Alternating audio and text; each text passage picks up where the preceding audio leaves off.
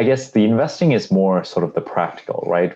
These are decisions we're making to improve our lives, to set ourselves up for the future, right? It's a good place to put our money. But I know you and I have had conversations, I should say, about, our careers, are many of the aspects behind what it means to have meaningful work. The one person I've been following recently is Jack Bogle, right? So Jack Bogle is the founder of Vanguard.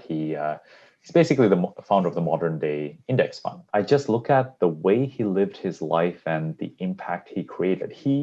When he passed away, he was a very wealthy man, but nowhere close to the amount of wealth that most sort of investment fund managers or people who start investment firms, the amount of wealth they create, right? He was like probably 5 or 10% worth of what they were worth, because he created this company where he was literally not the owner of it. He decided that everyone who invests in it is the owner. He's just sort of the fiduciary that takes care of it, that gets paid a salary to operate it. And yeah, just watching his life, listening to his interviews, it sparked a very interesting question, which is, what is a well-lived life? What is a successful career? Because one way to measure it is financially, right? This is the net worth you have, this is the amount of savings you have, this is the amount of money you made, right?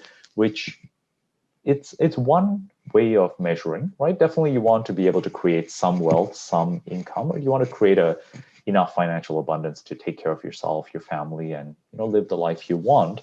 But when I look at his life, he definitely created an impact, right? I think if you measure the amount of money that he saved the average investor over the course of his career, now it's probably somewhere close to $1 trillion, right? Because of the amount of money he saved his investors. And then because he's created this innovation, other companies had to follow suit. So when I look at something like that, that is really creating impact. That's a legacy that he's literally changed the world of investing.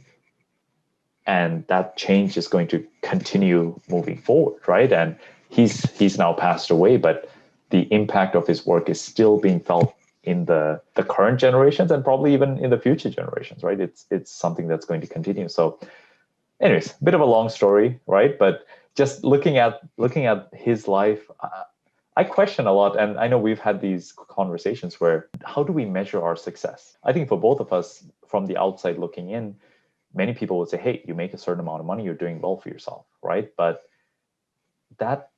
that's one part of the equation. I don't know. Why don't you share a little bit of your thoughts? I know we've talked about these at length, but definitely during COVID, it's given a lot of time to to reflect on these type of matters, right? To that point, I've spent a lot of time since COVID, because there is so much free time, not necessarily free time, there's a lot of isolated time, I think I would characterize it as. And there's a lot of time to sit and lay in bed and look up at the ceiling at some points and just think, okay, well, what am I doing here? Like, what am I doing day in, day out?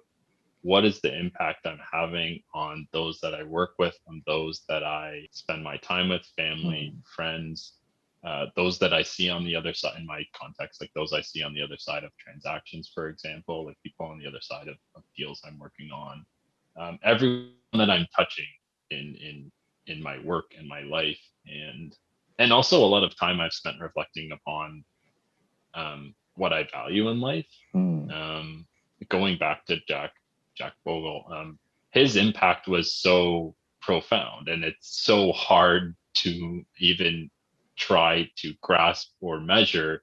But if you just kept reducing that down to, he probably saved an individual family or a couple 5, 10, $20,000 in fees, maybe over the 10-year that they owned an ETF, or 20 years that they owned a few ETFs with Vanguard, for example. And maybe that most certainly led to them being better off, like them having the opportunity. I mean, that sounds silly, but to send their children to college, like certainly that has happened through the products that he's created. So it's important to keep that, folks like that, in mind. I think people who have had those such great impacts upon society in such a positive way, and I spend a lot of time reading about and watching videos on folks like Bill Gates and Warren Buffett, and people who have just taken their the wealth that they've created into philanthropy. And I've sort of now thought more and more that the wealth I do create, I don't like, there's no way that life can be about accumulating as much wealth as there's just no way that that is how we should value our worth or our life or our existence or those around us. There's something inherently wrong when I think about the more and more time I spend thinking about that. Yeah, there's no way you can have that as your only focus if the other part is you want to live a fulfilled and happy life. Because you can definitely make that your one and only purpose, but it's not necessarily going, like, if the goal is also to live a life that you feel good about, right? And you feel happy about the impact you make on the people around you, and you want to connect with your purpose and what makes you happy, then only focusing on money, as funny as this sounds, because to some people watching this, where maybe they are struggling, they're trying to get by, trying to save up their first down payment, trying to just get started, this may be a very hard to accept, right? Because it's kind of easy to look from the outside as, hey, those guys, they're doing well, they're making money. It's easy for them to say, which is true. But in a funny way, it's once you've made a certain amount of money, you then realize that making money by itself is not going to make you satisfied, right? It's not going to fill up that, I guess, the inner need we all have to feel like our work matters, right? That we're living a life that makes a difference and that we're creating some kind of contribution, right? Yeah, I've come to, I think it, for me, the more and more I think about money, it's sort of as a means to an end. It's a means to more flexibility. It's a means to creating, turning wealth and active income into passive income, and ways that I can take that and dedicate more time to things that I'm really passionate about. What that exactly is, I don't know just yet. I'm just turning 30 and I'm on the cusp of probably coming into that realization. I think the more and more I read, the more time I spend thinking about these things. But I think everyone has their journey with this type of stuff. Like you're only 25 still? That's right. 25. I'm 30.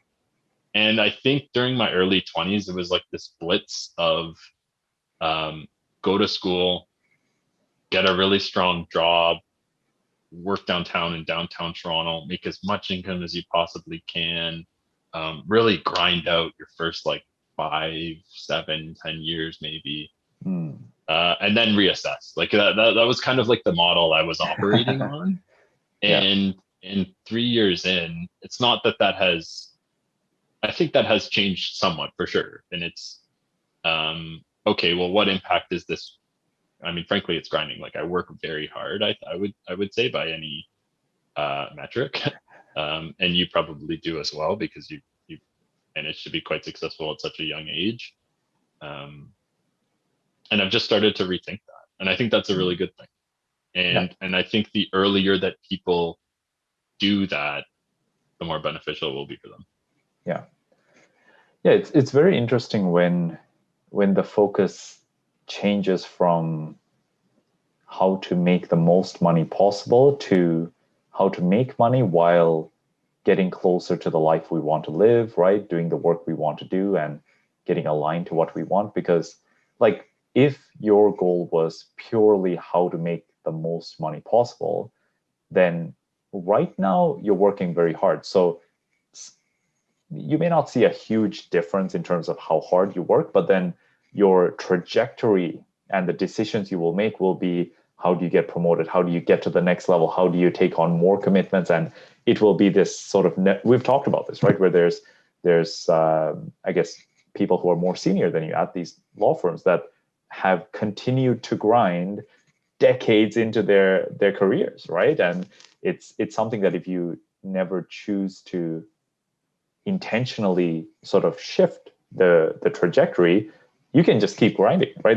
There's opportunity for you to always work harder to make more money and to keep growing, but which is good, right? For the areas that you want to grow, right? It's good to have that opportunity, but it also goes back to that alignment of, hey, I want to make an impact, right? What's the area I can focus on to do that the best versus only having money as the metric of how well we're doing. Right. I think one thing you mentioned was intent. I think so. Like people that I work with in my industry, for example, there are people who have been doing it for 40 years. There are commercial real estate lawyers who are incredibly smart, incredibly dedicated to their profession, incredibly passionate. And so long as you are doing that intentionally, so long as you have done that intentionally, I think you will find fulfillment from that. Yeah. If you are leading to some extent, a blind life or a blind career path and, chasing zeros in your bank account, you probably won't find much fulfillment out of that, or anything that you don't do with some sort of thought behind it, with some sort of intent.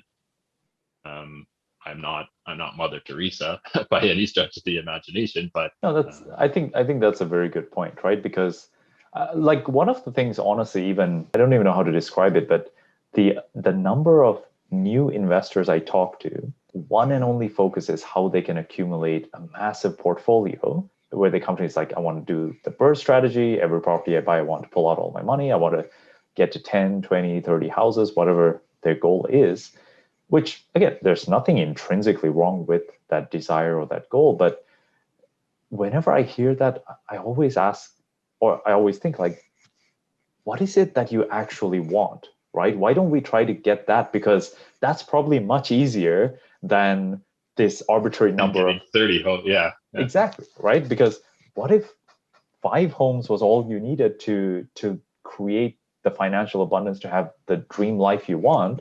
Why waste all this time pursuing 30 when you could sort of take the easier path to get what you really want, right? So like I've had to do some soul searching even for my own investing to really ask the question of, like, I'm on this path where I'm trying to now refinance the properties that I own that have equity to buy more, to sort of do that strategy to grow it.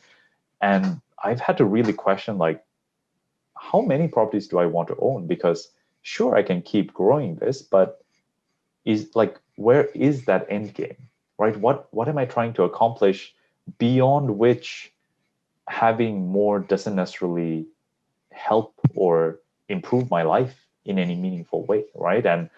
And it was actually my wife that allowed me to have this conversation, because I wasn't allowing myself to have it, right? Because I felt if I decide on the number that I would stop at, I was almost selling myself short, or it's this whole psychology, right? Because obviously we're slightly driven to do something, right? To create some result. We want, like, to have something to show for our work, and to then decide that, hey, I'm not going to be one of those real estate investors that have 100 doors, right? Or whatever that large arbitrary number is, because I've intentionally decided that I prefer to just focus on what I actually want for my life versus being the number one real estate investor in the world, right? Right. So, right.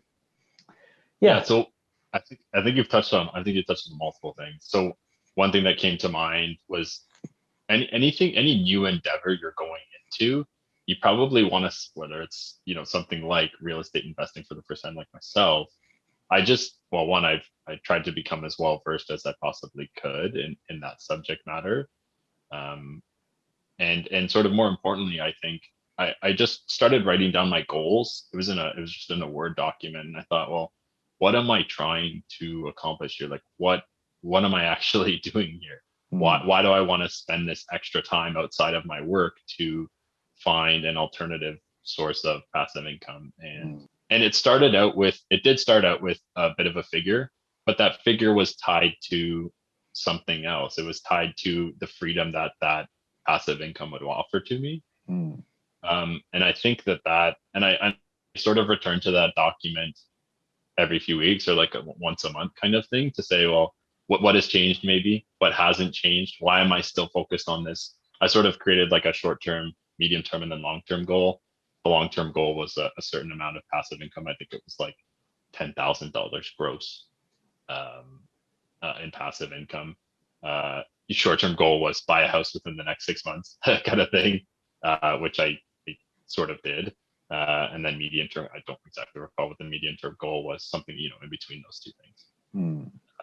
And I think creating goals for yourself and mapping out what you are trying to accomplish is so important in real estate investing, but in any probably aspect of life. And that helps you to understand what's driving you. Yeah. Really. Yeah. No, I definitely see goal setting as, in a funny way, I've changed the word goal just for myself to more like targets, right? These are sort of what I'm aiming towards. But the one thing I've personally started to do for myself is to let go of some of the larger goals that I've set for myself when they're not really aligned to something meaningful, right? When it was just like this arbitrarily large goal that wasn't actually connected to anything that I would need in my lifetime, right? It was like, well, one of the goals I had was by the age of 30, I want to be worth $100 million, right? And I had this goal from the time I was 18, right? And if anyone questioned me about it, I would have the perfect response. I'm like, yeah, it's the big goal. I'm not really expecting to reach it. If I aim big, I'll still accomplish something. So this is the rhetoric I had. It was almost like clockwork. I could rehearse it. I could say it so eloquently, right? But the impact it had on my life is that I would buy a property. I would, accomplish something. The property would appreciate in value. Whatever result I create, all of it was meaningless because I was like nowhere close to accomplishing this massive goal. It was just so minute, right? Yeah. So then I finally had to realize, okay, you know what? That big goal isn't actually helping me. And in fact, it's harming me because now I feel like everything I've done is worthless. I had to actually recently go through the exercise of, okay, let's let go of this massive goal that's not tied to anything meaningful in my life. And let's more look at even the longer term goals as what are things that I actually want to have out of real estate that actually matter. So, I mean, even on the topic of passive income, I think one of my goals is something similar. And I realized, if you want true passive income from real estate, the harsh reality is you will likely need to have some of your properties at least paid off, right, without mortgages, so that you just get all of that rental income, right? And you may not have the best sort of return on your investment because you have no leverage, but from a cash flow standpoint, the mortgage payment you would have made, you get to make it to yourself, right? So I'm not obviously advocating this to you. I'm not telling anyone that this is the path they should follow, but just for my own investing, what I've decided is, okay, I'm going to try to get to a certain number of properties, so allow my investing to compound. And then once I reach that, my goal then switches to, okay, can I take the extra cash flow to pay off some of these mortgages? And maybe I sell half of them to pay off the other half. And I'll be left with this small core group of investment properties with no debt on them that just spits out cash flow every month, right? So that to me then creates some kind of security, right? Because if you have 5-6 properties, duplexes, fully paid off, generating $2,000-$3,000 a month in net cash flows, right? And you have no debt on the properties, financially, it puts you in a position where no one gets to come into your life and tell you that, take away that freedom or that security, right? No job, no economic collapse, like you have no debt, you have multiple tenants paying your rent, right? That's something that I find meaningful, right? Because even with my work, it's been going very well. It's been increasing year over year, but there's that uncertainty because I am at the mercy of the real estate market. If the market cools down, there's some fear in the market, like that's extended, interest rates go up, whatever the case, I don't get to control that, right? I can only control my activities. And there is the risk in my career that there will be hard times, right? That's probably most careers in general. There's always going to be some time periods where things are not Hmm. as easy, right? So Hmm. in my mind, I'm like, how can I have real estate serve me to protect me against that? And yeah,